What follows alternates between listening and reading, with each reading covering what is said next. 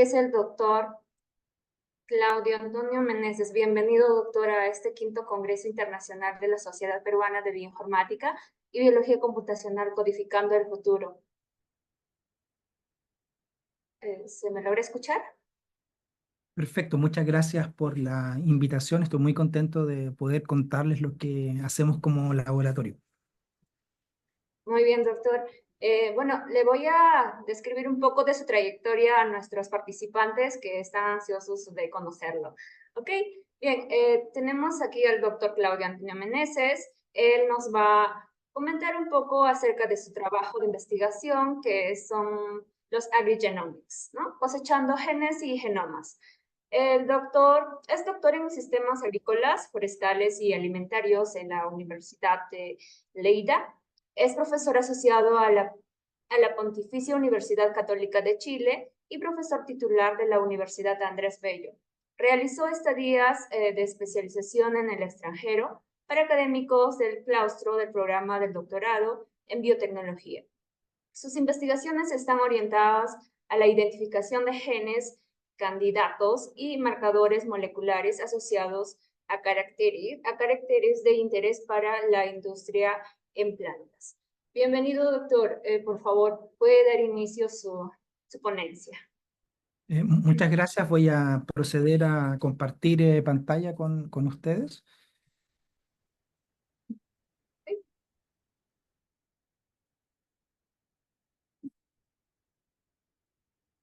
Un segundo que...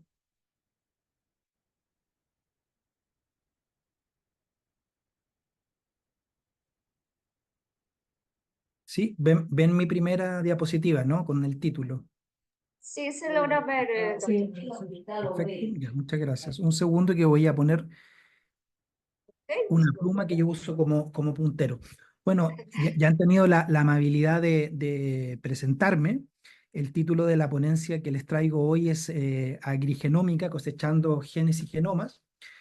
Actualmente yo soy profesor asociado de la Pontificia Universidad Católica de Chile y pertenezco a dos departamentos, al Departamento de Fruticultura y Enología de la Facultad de Agronomía y Sistemas Naturales y al Departamento de Genética Molecular y Microbiología de la Facultad de Ciencias Biológicas. Como se darán cuenta a través de mi presentación, evidentemente yo transito por necesidad mis preguntas biológicas por temas que competen a ambas facultades y por lo mismo la universidad pensó en este tipo de cargos interfacultades. Eh, Avanzando, y voy a tomar un poquito de tiempo en mi presentación, yo actualmente soy, bueno, profesor asociado, como les dije, pero soy director científico del laboratorio, de mi laboratorio, el laboratorio de agrogenómica o Agrigenomics Lab. Y nosotros todo este tiempo hemos trabajado en especies de importancia frutícola para Chile. Entiendo que Perú también tiene estos mismos intereses, son actividades de importancia económica y social. Y en nuestro caso en particular hemos estado trabajando en entender distintos caracteres. Después voy a profundizar en qué tipo de preguntas tenemos. Y por mucho tiempo hemos usado estrategias single omics. ¿Qué significaba esto? Levantar un nivel de información o a nivel de genoma o a nivel de transcriptoma, a nivel de proteoma o metaboloma y tratar de asociarlas con un carácter de interés en alguna de estas especies que menciono acá, ¿no? Duraznero, uva, cerezo, palto, ¿sí? Para entender caracteres asociados a calidad de fruto, diversidad genética. En cerezo trabajamos un tiempo en dormancia. En Palto hemos trabajado por largo tiempo en temas de calidad de fruto, en colaboración con Romina Pedreschi, investigadora de la Pontificia Universidad Católica Valparaíso en Chile, pero ella es peruana y es una de las mejores investigadoras en Chile en nuestra área. Pero hemos transitado de este enfoque de single omics para entender ciertos caracteres de interés agronómico a una estrategia transomics, donde levantamos distintos niveles de información ómico, genoma, transcriptoma, epigenoma y transcriptoma, por ejemplo, y los tratamos de integrar con la intención de identificar genes candidatos o biomarcadores. Una vez presentada mi línea de investigación, solo comentarles que el auge de la genómica y la bioinformática necesaria para analizar datos surge de el hecho que en algún punto hubo un punto de inflexión, acá en el año 2007, en términos del costo por genoma o del costo por generación de eh, un mega pares de bases secuenciados, ¿no? Un mega par de bases secuenciados. ¿Y eso a qué se debió? Por acá tenemos la secuenciación del primer genoma humano, que como muchos de ustedes saben, se hizo por tecnología Sanger, que es una tecnología muy fiable, pero es relativamente lenta o muy lenta en comparación a las tecnologías actuales y es relativamente caro. Y por lo tanto, la primera versión del genoma humano tardó más de 10 años en ser secuenciado. Y claro, en la medida que se perfeccionó la tecnología de Sanger, los costos se iban reduciendo, como predice esta ley económica, la ley de Moore, que predice cómo cae el costo de un bien y un servicio en el tiempo, pero si se dan cuenta aquí la ley de Moore predice muy bien en este trayecto, pero acá hay un punto de inflexión.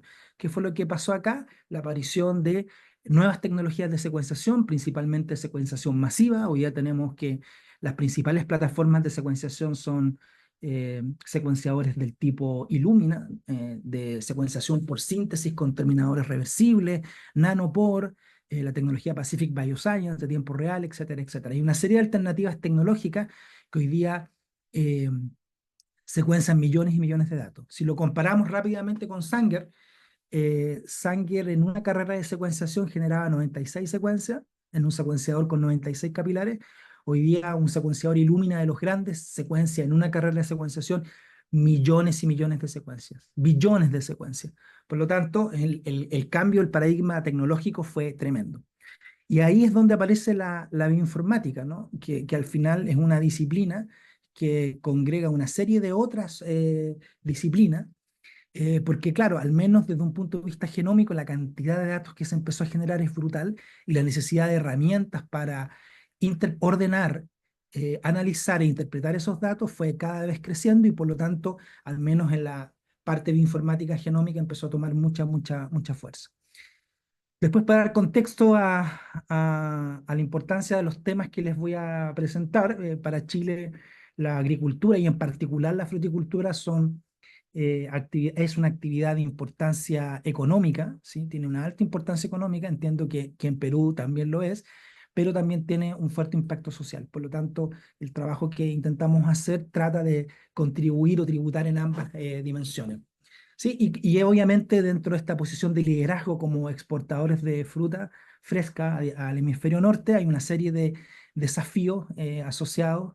Dentro de ellos el más importante el cambio climático, sustentabilidad, y hay una serie de aspectos a mejorar para mantener o aumentar la competitividad de esta industria y creemos que la biotecnología claramente es uno de los caminos para enfrentar estos desafíos y dentro de la biotecnología la genómica y la bioinformática son herramientas bastante potentes en dos dimensiones. Como les dije, nuestro laboratorio tiene una caja de herramientas bioinformáticas para tratar de entender ciertos caracteres de importancia. Por ejemplo, eh, voy a mostrar fecha de cosecha, en qué momento una variedad está lista para ser cosechada, acumulación de azúcar, una serie de otros parámetros siempre asociados a calidad. Y con esta serie de herramientas genéticas, genómicas y bioinformáticas vamos a generar dos tipos de resultados. Uno, que son biomarcadores, que dentro del contexto de un programa de mejoramiento genético aceleran o mejoran la eficiencia de los programas porque permiten selección asistida. Y lo segundo es genes candidatos, ¿no? Genes candidatos claves que están definiendo, son responsables en gran parte de definir un fenotipo cuantitativo, controlado por muchos genes, pero a pesar de eso siempre hay algún gen maestro o algún regulador más importante que lo otro. Y este segundo nivel de información, los genes candidatos, tiene dos subniveles. Uno, más cerca de la ciencia básica, que tiene relación con entender un carácter, cómo funciona un carácter en estas especies no modelo de importancia económica. Y el segundo es insumos para plataformas de edición. No recuerdo bien si antes o después van a tener algunas presentaciones de edición génica, donde les van a mostrar cómo editar genomas, ¿no? Cómo transformar o editar genomas para obtener un fenotipo determinado. Pero antes de saber cómo editar, hay que saber qué editar, ¿no? ¿Qué gen editar? Yo puedo tener todas las herramientas de edición disponibles en todas las especies, pero claramente no solo basta saber cómo editar, sino hay que saber qué cambiar, qué editar. Y en ese sentido, identificar genes candidatos claves que controlan un carácter es súper importante. Por lo tanto, en sintonía con esta sección que tiene que ver también con edición génica, mi contribución tiene que ver con descubrimiento de genes vinculados a caracteres de interés. Entrando en materia, voy a recorrer muchas cosas para rápidamente, solo para que vean el potencial de la bioinformática en este rol de identificar genes. Acá tenemos una población segregante de Venus, es una variedad de nectarín, ¿sí? Prunus persicas es un duraznero sin tricomas, le llamamos nectarín, no sé cómo lo llaman en Perú, me imagino que igual. Y la autopolinización, porque las plantas, eso es totalmente factible, de Venus dio una población segregante de hermanos, de 151 segregantes o hermanos. Ya esto llamamos población B por B, ¿no? Y dentro de esta población B por B habían un 75% de individuos donde todos sus frutos tenían un proceso de maduración normal y había un 25% que tenía un proceso de maduración extraño, que no maduraba. ¿A qué me refiero eso? Que, como saben, muchas especies frutales eh, en invierno, en otoño, invierno, las hojas caen, son árboles de hoja caduca. En este caso, los frutos se mantenían en el árbol firmes, muy, muy firmes, como que su proceso de maduración quedaba eh, en stand-by. Y de hecho, si ustedes cosechaban estos frutos y los ponían en su escritorio, seguían firmes como una piedra, ¿no? No cambiaban absolutamente nada su nivel de firmeza. Por distintas estrategias genéticas que no entraré en detalle, identificamos que genes que estaban controlando este carácter estaban en el cromosoma 4 de esta especie. Y aquí es donde viene la parte de informática. Nosotros secuenciamos tanto el parental Venus, ¿sí? El parental inicial de la población, este parental Venus, y uno de los individuos segregantes que tenía este problema de maduración, y en el cromosoma 4 identificamos una deleción, o sea, aquí falta una parte del cromosoma que es bastante grande, de 26 kilobases. ¿Sí? Por lo tanto, aquí a partir de la genómica y la bioinformática logramos identificar variación estructural eh, entre el fenotipo normal, el parental normal, versus el individuo segregante que tiene esta anormalidad en el proceso de maduración. Y justamente en este gap de información, en este indel, ¿sí? Encontramos que solo habían dos genes, una putativa tramposasa que no se expresa en fruto y NAC72, y fuimos los primeros en reportar hace un tiempo largo atrás NAC72 como un gen clave en maduración en especies de este tipo, como que son especies climatéricas que responden al etileno, que es una fitohormona para madurar, así como el tomate, ¿no? Que es la especie modelo más cercana a fruto carnoso. Y quería mostrarles este ejemplo de cómo la resecuenciación de estos individuos y posterior análisis bioinformático que incluyó el mapeo de las lecturas contra el genoma y después la utilización de herramientas custom. En ese momento las construimos en R para identificar este tipo de variantes bastante grandes, ¿no? Después de eso generamos un marcador para discriminar entre los individuos normales y los aberrantes. Esto es una aplicación más biotecnológica. Y dentro del contexto de esta sesión buscamos los ortólogos en tomate, que eran dos, lamentablemente, ojalá hubiese sido uno, era Solic 7 y Solic 12. Eh, y lo que hicimos por estrategias BIX de transformación transitoria. Aquí tienen el silenciamiento del gen Solic 7, aquí del Solic 12, aquí tienen el control, ¿no? Y pueden ver que una vez que alcanzan la maduración, mientras que acá la senescencia comenzó, en estos hay un retraso en la senescencia. El fenotipo no es exactamente igual, pero cuando están alcanzando madurez de consumo, empieza a haber un retraso en la senescencia donde logramos silenciar de forma individual cada uno de estos genes. No alcanzamos a probar el silenciamiento transitorio de, de ambos, quizás ahí el efecto hubiese sido más dramático. Y esto es simplemente una validación funcional que muestra cómo desde la bioinformática podemos detectar un gen clave para un proceso determinado y después podemos validarlo de esta manera. Por lo tanto, si alguien quisiese trabajar en controlar la maduración con herramientas de edición génica, podría partir por editar este gen, o silenciarlo, o sobreexpresarlo, incluir un promotor inducible que le permita controlar de alguna manera la maduración, con todas las implicancias agronómicas y tecnológicas que algo así tendría. Ese es el primer ejemplo que les quería mostrar. El segundo ejemplo, que aquí es el largo, es que estamos trabajando siempre en fecha de cosecha o en maduración, porque en duraznero hay variedades que se cosechan muy temprano en la temporada, como Early Juan, que en nuestro hemisferio se cosecha en noviembre, diciembre, y otras que se cosechan muy tarde, febrero, marzo, como Super Ogos. Entonces creemos que entre estas que se cosechan muy pronto, que son early, de cosecha temprana o precoz, y estas que son de cosecha late o tardía, en realidad deben tener los mismos genes, pero hay una diferencia, o los mismos genes deben controlar el proceso de maduración.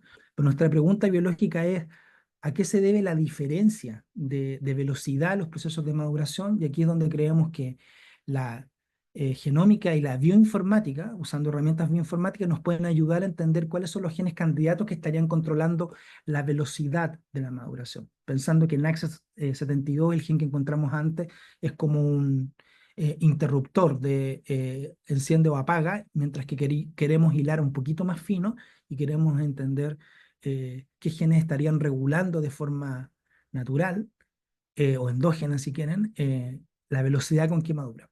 Y para eso, claro, caracterizamos durante desarrollo de fruto, porque nuestra teoría es que en los primeros estadios de desarrollo, siendo T0 estadios más tempranos del desarrollo y T5 estadios avanzados del desarrollo del fruto, distintos niveles de información, cumpliendo con la promesa inicial de caracterizar el fenotipo de distinto tipo, pero principalmente el momento en que estas variedades están listas para ser cosechadas, RNAs mensajeros y elementos regulatorios como RNAs largos no codificantes, RNAs pequeños y el metiloma, que todos esos niveles de regulación epigenética, entendiendo que, claro, probablemente sea el transcriptoma en su conjunto el que esté regulando estos niveles de velocidad, pero probablemente sea la regulación la que sea la clave en entender estas diferencias.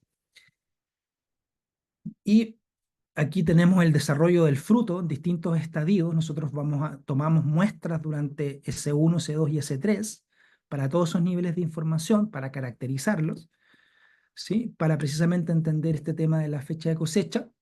Y claro, como les dije antes, hay distintas variedades de cosecha temprana, de cosecha media, de cosecha tardía, ¿sí? Y elegimos en este caso, para este estudio en particular, Early Juan y Superogos como ejemplo de variedades contrastantes, ¿ya?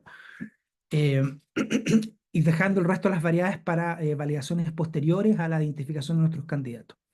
El primer nivel de regulación que elegimos fue el metiloma, que claramente es un puente entre la interacción del genotipo y el medio ambiente, ¿no? Eh, por la literatura sabemos que el gran puente o la gran conexión que existe entre genotipo y ambiente, o entre la interacción genotipo-ambiente para definir precisamente el fenotipo, es mecanismos de regulación epigenética, y partimos por eso con los niveles de metilación a nivel del ADN, ¿no? Y ahí sabemos que hay distintas enzimas que participan en estos procesos de metilación, tanto de metilaciones nuevas como mantención de la metilación. Y esto se los dejo como un recordatorio. Me imagino que la mayoría conoce este tipo de cosas, pero la metilación del DNA es cuando una citosina se le agrega un grupo metilo. Y en general, pero hay ejemplos de lo contrario, pero en general, y para esta presentación al menos, vamos a considerar la metilación como un nivel de regulación que va a impedir la transcripción, sobre todo cuando está en el promotor de los genes. Y para eso aquí viene la parte que quizás a ustedes como bioinformáticos les interesa más. Yo apenas veo mi pantalla, pero así de complicado es el pipeline de análisis, ¿no? Donde partimos con, primero aislamos DNA, ¿sí? Después tratamos con bisulfito, porque el bisulfito cambia citocinas por timinas eh, cuando la citosina está no metilada. Entonces, a partir de ese cambio que nosotros inducimos con bisulfito, podemos identificar, para eso hacemos tratamiento con bisulfito, podemos identificar la citosina metilada de la no metilada. ¿Sí? Después construimos las librerías de bisulfito, hacemos todo el protocolo convencional para construir genotecas, secuenciamos y después tenemos la data cruda, hacemos los test de calidad y generalmente usamos FastQC.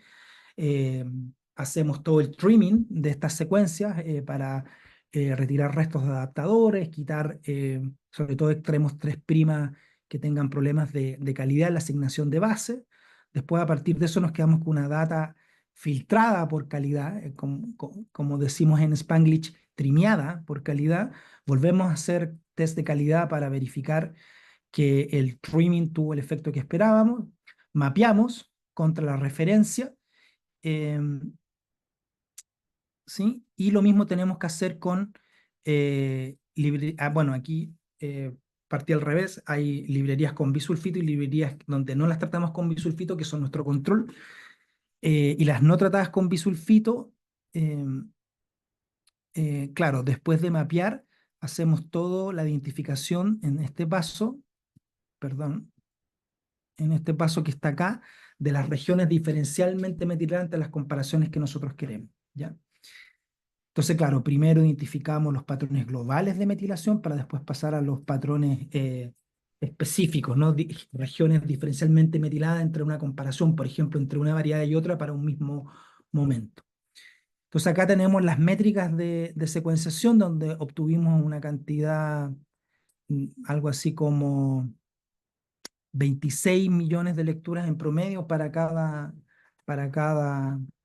libre, para cada librería, perdón. Está muy sensible mi mouse. Y después mapeamos, y generalmente esto es normal, hay una pérdida importante de información entre la secuenciación y lo que logramos mapear, el mapeo único y mapeo múltiple, para después obtener coberturas más o menos dentro de este rango, ¿ya? Y lo bueno es que la conversión, la tasa de conversión del bisulfito era sumamente buena, ¿no? De entre casi el 100% en todos los casos, ¿ya? Y aquí tenemos los primeros resultados donde mostramos el porcentaje de metilación. Aquí está, de T0 es estado de desarrollo muy iniciales del fruto y llegamos hasta T3. ¿Por qué no avanzamos hasta T5? Porque creemos que los grandes cambios pasan al principio. Entonces aquí tenemos 4 niveles de desarrollo de T0 a T3 y podemos ver los porcentajes de, de metilación global, tanto para la variedad temprana Early Juan como la variedad tardía. En los tres contextos de metilación hay distintos contextos de metilación, ya que hay distintas enzimas que metilan el DNA. No voy a entrar en tanto detalle, sino no voy a alcanzar a mostrarles lo que yo quiero, pero al final lo dividimos en contextos de metilación. Y aquí estamos comparando las dos variedades, en verde Early Juan, en naranjos superogos, en los tres contextos durante los periodos de desarrollo del fruto, los iniciales, ¿ya? Después algo más bonito es que para los 8 cromosomas del duraznero, eh, tanto de Early Juan arriba en el panel A como en Superogos en el panel B abajo, y aquí está el cromosoma del 1 al 8, podemos ver el nivel, el porcentaje global de metilación del cromosoma en cada uno de los periodos de desarrollo, tanto de T0 a T3. Entonces acá en el cromosoma 4, que es un cromosoma clásico de metilación, acá pueden ver que hay unas diferencias, ¿no? Como que en T0 hay un nivel más alto de metilación en verde y globalmente ese porcentaje de metilación cambia.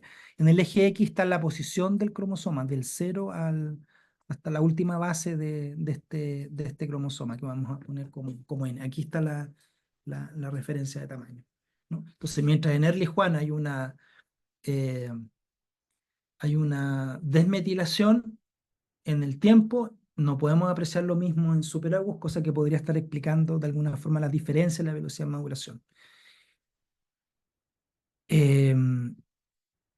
Después acá, y acá ya pasamos a la identificación de las variantes, o sea, perdón, de las regiones diferencialmente metiladas, y esto se hace por variedades, como separado. Entonces, todas las regiones diferencialmente metiladas entre T1 y T0, entre T2 y T1, entre T3 y T2. Y lo mismo para la otra variedad. Y aquí está el número de variantes en los distintos contextos que pueden ver en color. Y si se dan cuenta, entre las dos variedades no hay diferencias tan importantes globales. Y aquí tenemos un poco de estos circos. Se ve poquito, pero en cada track pueden ver los niveles de metilación por contexto y por cromosoma para las distintas variedades. Aquí Early Juan y Superogos, en A, abajo Superogos. Pero esto yo lo llamo colorómica, son imágenes bien bonitas, pero se pueden sacar pocas conclusiones, ya que les permite ver o tener un overview de la frecuencia de metilaciones o de regiones diferencialmente metiladas durante o recorriendo los distintos cromosomas. ¿Ya? Eh, un segundo.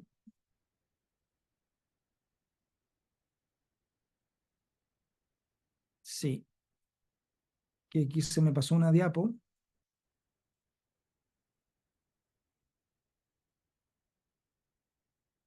Está un poco loco esto.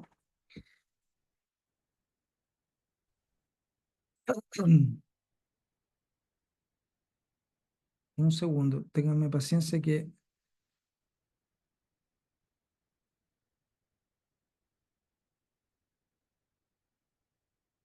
Bueno, después lo que hicimos fue, para tener otro nivel de información, hacer un análisis transcriptómico, ¿sí? En los mismos puntos de desarrollo para estas variedades contrastantes. Y otra vez aquí tenemos el pipeline bioinformático clásico de transcriptómica comparativa. Y aquí hicimos lo mismo, comparamos para Early Juan T1 contra T0, T2 contra T1 y T3 contra T2. Lo mismo para Superogos. Y acá el resumen de este pipeline es que a partir de las lecturas las filtramos por calidad, las alineamos contra el genoma referencia, contamos y identificamos los genes expresados diferencialmente. Y después lo que viene fue una integración semiautomática donde cruzamos las regiones diferencialmente metiladas que se encontraban cerca de genes. Ahí generamos un criterio que no recuerdo bien, pero estaba básicamente en la región promotora de los genes, regiones diferencialmente metiladas, con genes expresados diferencialmente. Entonces cruzamos esos dos niveles para las mismas comparativas. Genes expresados diferencialmente con regiones diferencialmente metiladas que se encontraran en estos genes. Entonces acá en estos círculos destaco precisamente esa intersección. Entonces a partir de ahí empezamos a mirar con más cariño y cuidado y logramos encontrar una serie de genes, eh, genes candidatos, integrando estos dos niveles de información. Entonces, por ejemplo, acá durante el desarrollo de fruto podemos ver que jasmónico tiene un rol importante, ¿no? Al principio, los primeros estadios de desarrollo, jasmónico es una fitohormona clave en desarrollo de fruto en esta etapa, aquí, cuando el fruto es pequeño en esta transición, y lo que dentro de los genes candidatos que identificamos a partir de este cruce o interacción o integración, perdón, entre metiloma y transcriptoma, encontramos este gen acá, que es JOX2, que lo pueden ver aquí en la ruta de biosíntesis de ácido jasmónico, ¿sí? Y que al mirar los niveles de hormonas que presentan ambas, de esta hormona, ambas variedades, nos hace mucho sentido con este candidato, ¿no? Donde pueden ver acá en este heatmap que en Early Juan aparece reprimido por más tiempo, mientras que ya en T1, en Superogos ya se activa, ¿no? Se activa antes, ¿no? Por lo tanto, hay una activación anterior que Early Juan, cosa que está corroborada por los niveles de fitohormonas medidos por analítica. Y claro, entonces esto simplemente es un ejemplo de cómo esta integración y todas estas herramientas bioinformáticas combinadas con genómica nos pueden llevar a un gen candidato clave en entender la velocidad en que están madurando, las diferencias de velocidad en que están madurando estas variedades contrastantes para fecha de cosecha. Después, siguiendo el mismo diseño y con la misma data, hicimos una predicción de RNAs no codificantes largos, ¿no?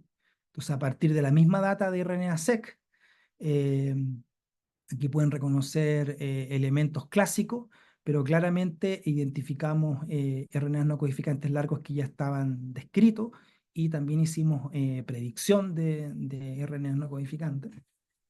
Eh, de la mano con genes expresados diferencialmente que potencialmente pueden ser blancos de estos RNAs no codificantes largos, ¿sí?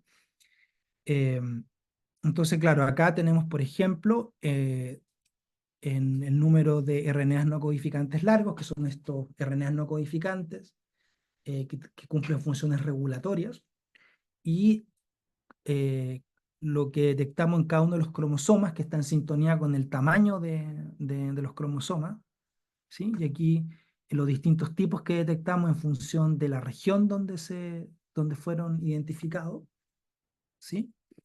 Entonces hicimos toda una caracterización de, de nuestros RNAs no codificantes largos en comparación con las proteínas codificantes, solo como un catálogo de caracterización de lo que estamos detectando. Porque como saben, uno de los problemas de la bioinformática es que siempre hay un output y lo que es interesante es generar reportes que nos permitan verificar que lo que estamos obteniendo es correcto y muchas veces eso es generando métricas sobre, sobre si lo que estamos obteniendo hace sentido con la biología mucho antes de llegar a los genes candidatos. Aquí tenemos una serie de análisis multivariados donde podemos ver que se separan claramente los estadios de desarrollo y las variedades también, pero claramente es mucho más fuerte el componente estadio de desarrollo que el de las variedades, y eso no hace sentido porque, como dije antes, no creo que tengan mecanismos distintos para maduración, sino más bien eh, sean solamente distintas velocidades. Y aquí tenemos solo proteínas codificantes y solo RNAs no codificantes, y la tendencia es bastante parecida. Al final esto es un control de que hay lo que estamos probando, que en este caso son las variedades y el tiempo, tienen un efectos global sobre el transcriptoma de RNAs mensajeros y no codificantes largos, ¿no? Y que las réplicas están juntas, ¿no? Y eso también es tranquilizador de cara a todo el resto de los análisis que se vienen. Eh, Después ya entramos a la parte de expresión diferencial y para cada periodo, aquí a diferencia del análisis de metiloma, comparamos para T0 entre variedades, ¿no? Y acá tenemos los genes down-regulated y up-regulated para todos los periodos de desarrollo entre superogos versus early Juan, ¿no? Y después aparecen una serie de mapas de calor que por distintos tipos de procesos como ácido jasmónico, etileno, están, eh, están respondiendo de forma diferencial y potencialmente podrían estar asociados al fenotipo. Después otra cosa que estamos haciendo es redes, estamos haciendo redes de regulación génica, ¿sí? Es un poco engorroso de explicar, eh, pero aquí en los triángulos tenemos los factores de transcripción en genes, los genes son círculos, eh, y esta figura, que no recuerdo cómo se llama, son los RNA no codificantes largos. Entonces tenemos una red, por ejemplo, para organizaciones de biogénesis de pared celular, que es clave en el proceso de desarrollo de fruto cuando el fruto va perdiendo firmeza o se va ablandando. Hay un desensamblaje parecelular. Entonces a partir de ahí aparece toda una red que está involucrando tanto los factores de transcripción, genes que no son factores de transcripción, y RNA no codificantes blancos, RNA no codificantes largos, que estarían regulando estos genes. Entonces, a partir ahí tenemos desarrollo, el mismo ejemplo para cell cycle, para ciclo celular y división celular, tenemos este mismo ejemplo de esta herramienta súper potente de bioinformática, que es la construcción de redes de regulación, incluyendo tanto genes como RNAs no codificantes blancos, o genes codificantes a proteínas y RNAs no codificantes blancos. Y claro, también les indica la dirección de la regulación y pueden encontrar cada uno de estos puntos en un nodo, pero encontrar subredes que les permitan identificar dentro de la red genes de baja centralidad que podrían ser grandes candidatos para la edición para algún proceso en particular. Después, ¿cómo voy de tiempo, moderadora? ¿Cuánto me queda? Continúe, doctor. Yo le voy a avisar ¿Perdón? 5 minutos. ¿5 minutos me queda? 5 minutos antes le voy a comunicar. Continúe. Ya, me quedan 5 minutos antes de las preguntas, eso le entiendo. Continúe. Yo le aviso. Ya. Perfecto. Después el otro nivel que los amenacé que le iba a mostrar son RNAs pequeños, y aquí otra vez tenemos todo un pipeline donde finalmente identificamos o mapeamos RNAs que ya se conocen, que se han descrito como microRNAs, y otros, y las lecturas no mapeadas, hacemos una predicción para obtener finalmente RNAs nuevos que no han sido eh, predichos anteriormente. Entonces tenemos aquí una combinatoria en este pipeline de microRNAs nuevos contra microRNAs conocidos, perdón, contra microRNAs nuevos, y que ambos suman al mismo pool y que nos van a permitir hacer análisis de expresión diferencial, o sea, RNAs pequeños que se expresan diferencialmente, y además buscar sus blancos por un análisis bioinformático también, es a quienes están regulando estos microRNA. Entonces ahí la bioinformática es súper potente. Quizás es mucho más clara, análisis de expresión diferencial, que parte, de hecho estas herramientas son hiper conocidas, ¿no? Que parten por simplemente hacer una matriz de conteo, normalizar y después hacer expresión diferencial con un estadístico de significancia, en general es FDR. Mientras que la predicción es más abierta, hay muchas más herramientas para hacer predicción. O sea, o sea, qué genes serían blancos estos microRNAs para su regulación. Aquí tenemos las métricas. J es early Juan, T0, y T1, T2 y T3. Y después tenemos la otra variedad, superogos, y aquí tenemos el conteo de secuencias crudas, el promedio de tamaño, secuenciamos muy poquito porque estamos buscando secuencia entre 19 a 23 pares de base, que nos quedó después del trimming, que es bastante, como el 80%, los promedios de tamaño que seleccionamos y cuánto alineamos contra la referencia, que es un porcentaje relativamente bajo en comparación cuando uno mapea mensajeros, pero es lo reportado por la literatura. A partir de eso, al número de microRNA los distribuimos por cromosoma, ¿sí? Y después los dividimos en esta estadística entre los nuevos y los conocidos, ¿no? Entonces, claramente, ¿sí?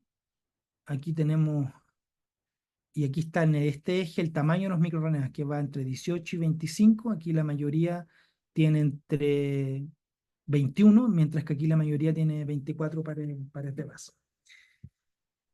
Después hicimos un PCA, un análisis multivariado, donde otra vez consideramos las variedades contrastantes eh, contra el tiempo de desarrollo, y como pueden ver, otra vez el tiempo de desarrollo es más importante en separar eh, los distintos puntos más que la variedad, pero aún así hay una separación relativamente clara de las réplicas, eh, así que, y de las variedades, quizás con excepción de este punto, pero va bastante bien. Y aquí otra vez este mismo ejercicio de, de hacer expresión diferencial, ¿sí? Entre superogos y early Juan, los que están down y up en superogos con respecto a early Juan, y estamos separando en azul más clarito los conocidos y en azul más oscuro los nuevos, ¿no? Claramente aquí el número es mucho menor. eh, Y después después de hacer la expresión diferencial, vamos a la parte de identificar el número de target. Y como pueden ver, hay microRNAs que tienen muchos targets. Eh, Usamos 3 herramientas y nos quedamos con el consenso. Es algo muy habitual en bioinformática, utilizar 3 herramientas de predicción de microRNAs, y al final uno se queda con el consenso, ¿no? El consenso de las 3 herramientas en la predicción de los blancos, ¿ya?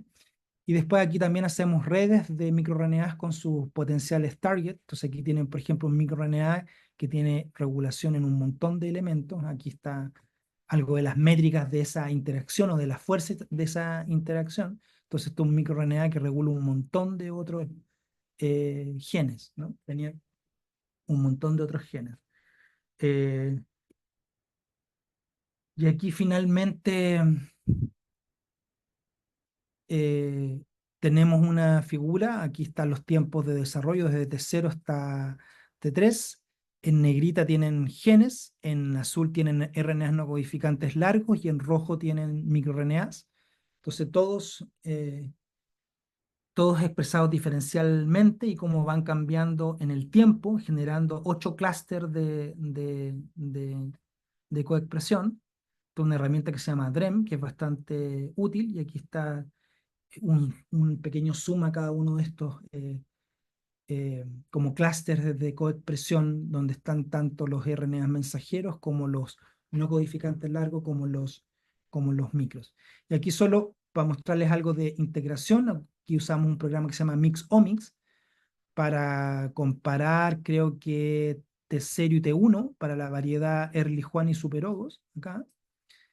Aquí están en verde las relaciones positivas y en rojo las negativas, y cómo hay una asociación, ¿sí?, que está explicando el fenotipo entre estos elementos que incluyen eh, genes en gris, genes que son factores de transcripción en negrita, en amarillo aquí RNA, microRNAs o RNAs pequeños, perdón, y aquí como en naranjita o naranjo, eh, RNAs no codificantes largos. Esta es una herramienta que quizá no te permite ingresar, Mixomics se llama, no permite ingresar información de la biología, pero encuentra correlaciones subyacentes que son difíciles de ver de otra manera.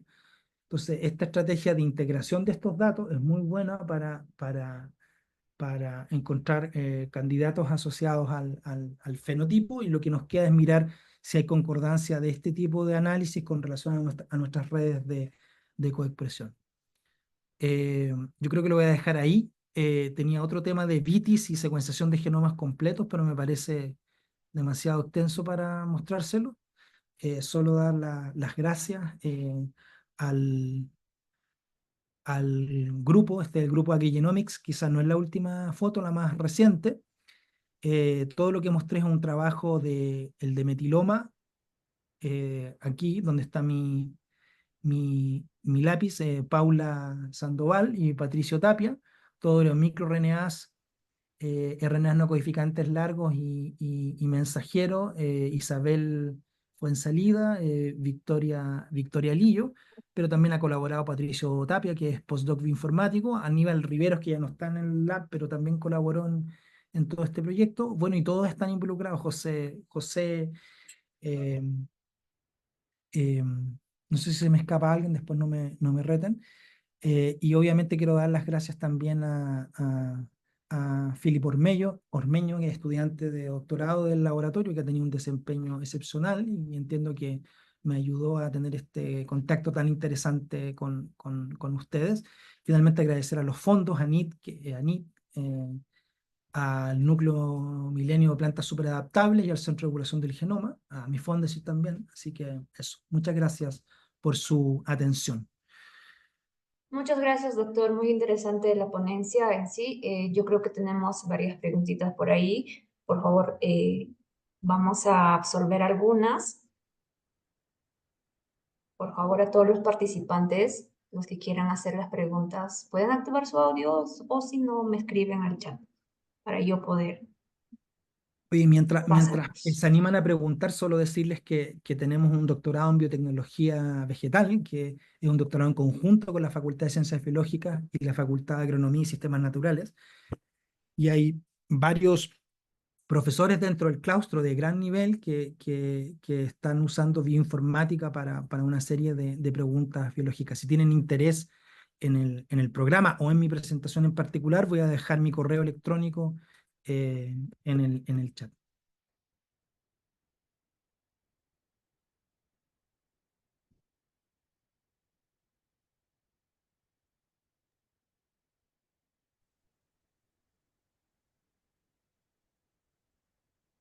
Muy bien, doctor. Tenemos aquí una pregunta de Álvaro Bunamosi. Nos dice, ¿existen programas de pasantías o intercambios para estudiantes internacionales? O sea, habría que buscar, generalmente estudios formales tienen financiamiento más claros, ¿no? En Chile los programas de doctorado cuentan con la posibilidad de becas del gobierno de Chile. eh, y los programas tienen becas internas en el caso de que no se ganen la beca del gobierno. Entonces, para doctorado, yo sí sé que hay una estructura de financiamiento bastante clara. Pero para pasantías especiales hay programas, pero con Perú no conozco. He visto programas de intercambio con Francia, con Alemania y con Estados Unidos, pero tendría que revisar si existe algún tipo de programa de intercambio con Perú. Yo creo que sí, pero no sabría responder en concreto. Muy Pero bien, pueden doctor. escribirme y podemos explorar opciones.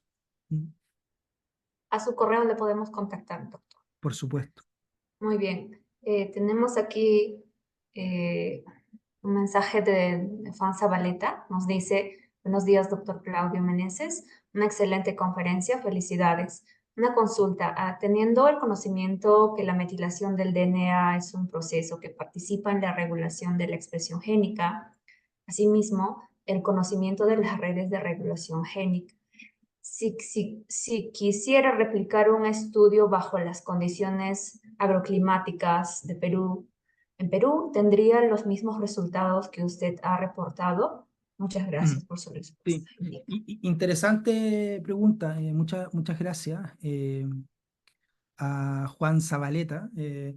Como dije en un principio, la mayoría de los niveles de regulación, sobre todo los epigenéticos, como son los RNAs no codificantes largos y la metilación del DNA o remodelamiento de cromatina, etcétera, responden a la interacción genotipo-ambiente. Por lo tanto, si tú repites este tipo de ensayos con las condiciones agroclimáticas del Perú, probablemente los resultados podrían ser distintos. Lo que yo apuesto es que si tú identificas genes mayores o genes importantes o genes claves, eh, como dicen los expertos en redes e inteligencia artificial, nodos influyentes en la definición del fenotipo, eh, de eso debería ser conservado a pesar del cambio de las condiciones agroclimáticas. Evidentemente, incluso en Chile, si tú repites esto de entre una temporada y otra, deberían haber diferencias, pero los grandes jugadores deberían mantener un cierto nivel de conservación. Pero muy buena pregunta. Pero yo apuesto a eso, lo que te digo eh, Eh, de que hay un cierto Excelente, nivel de doctor. conservación para los jugadores más importantes. Ok.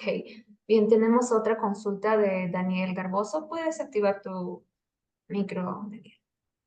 Hola, ¿cómo están? Muy interesante, doctor Claudio, su exposición. Me pareció curioso que está utilizando eh, un análisis multivariado porque puede determinar algunos datos que no son propios del genoma ni del metagenoma, sino son propios del tiempo, ¿no? Por ejemplo. Y esta pregunta va un poco relacionada a la anterior. Es que, si bien es cierto, no se sabe con exactitud si varía de acuerdo a los cambios climáticos, se podría hacer un análisis de la estadística multivariada. Podría poner tal vez la diapo, esa de la del PCA, Hay donde varios salían PCA. los, ajá, del, de los long non-coding RNAs, me parece. Era uno de los inicios. Me pareció que había una estructura allí. ¿Ya? Sí, allí estaban utilizando el genotipo y los estadios. Quería preguntar si habría algún tipo de data acerca de, no sé, de la longitud, latitud a altura donde están haciendo este análisis, ¿no?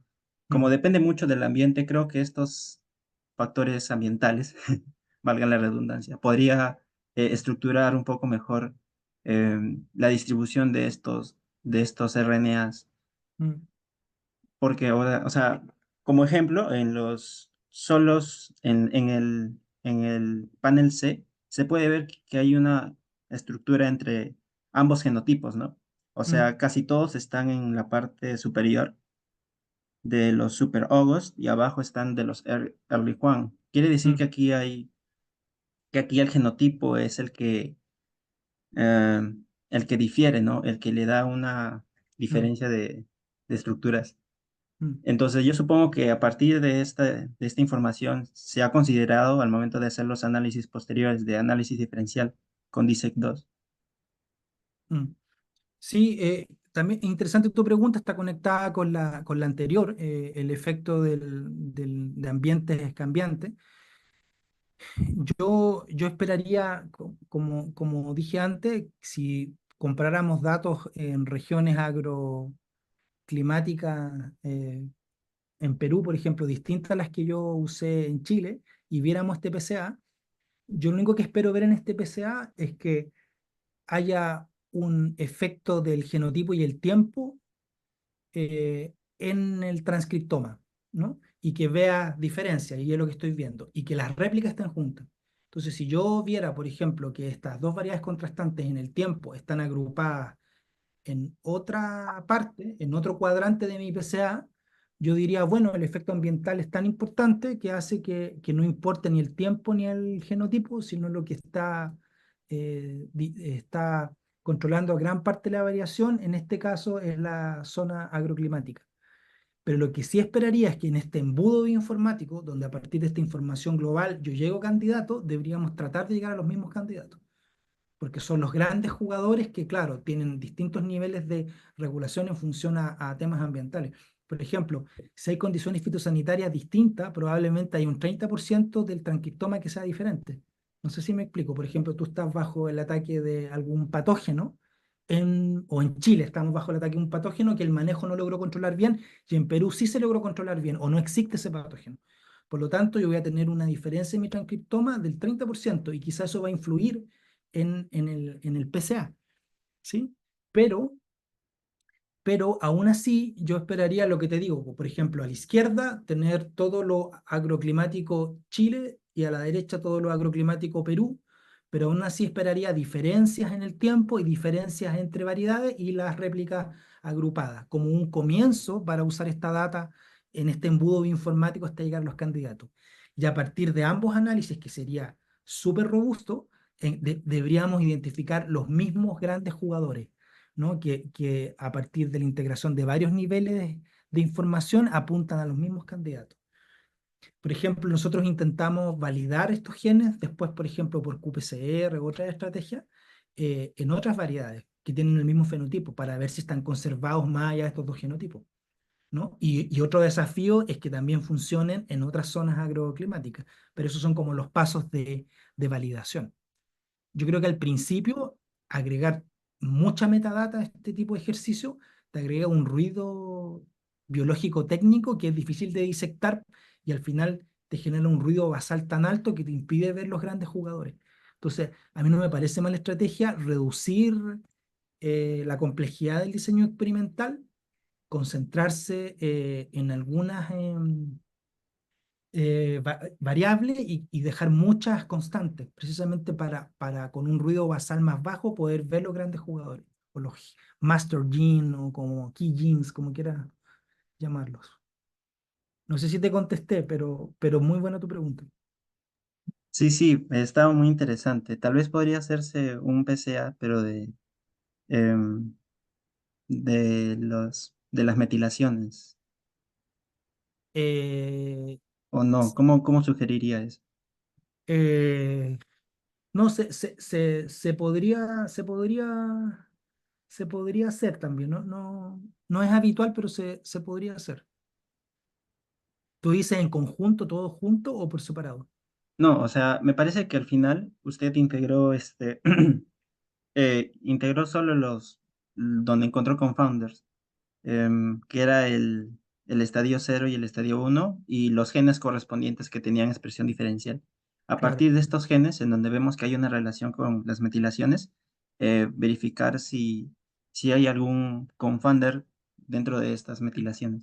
Sí, entiendo. Sí, es muy buena idea, muy buena idea. Podría hacerse como un análisis posterior, tal vez. Sí, sí, toda la razón. Lo voy a anotar acá para hacerlo. Am, ok, muchas gracias, Gracias a ti. señor.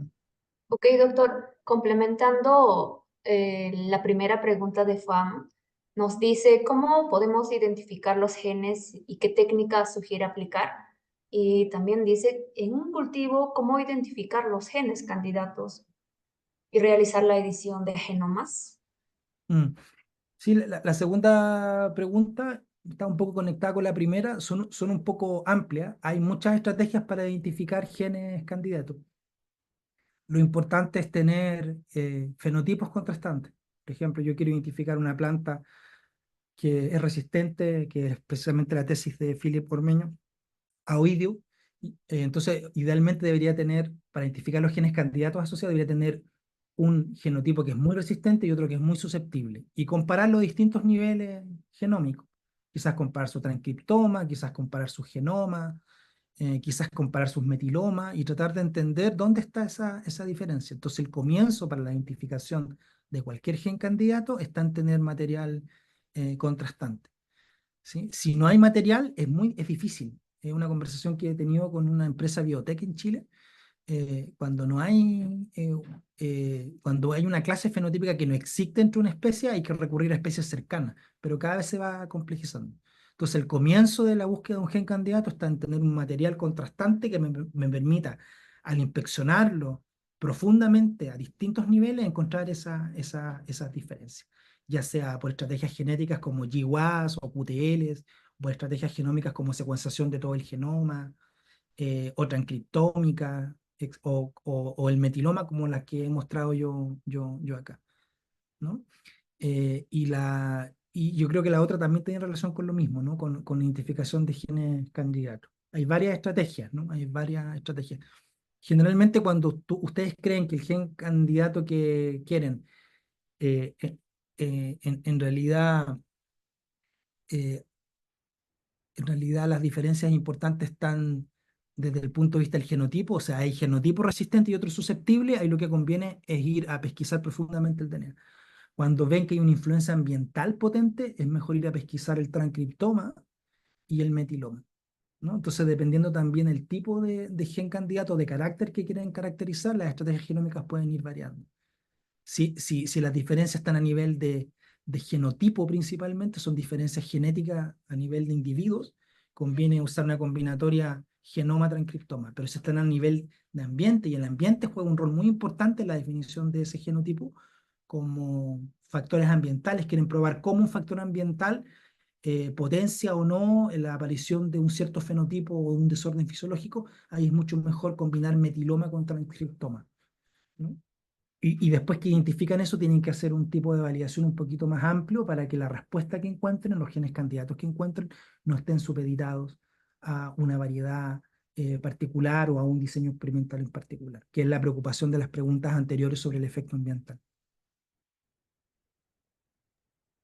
Ok, muy bien, muchas gracias por su respuesta nuevamente, doctor. Eh, bueno, es interesante en sí los estudios que usted realiza y nos ha interesado bastante y de hecho por eso para las nuevos eventos o los journal clubs que tengamos desearíamos invitarlo, ¿no? Entonces, contaríamos con usted, doctor.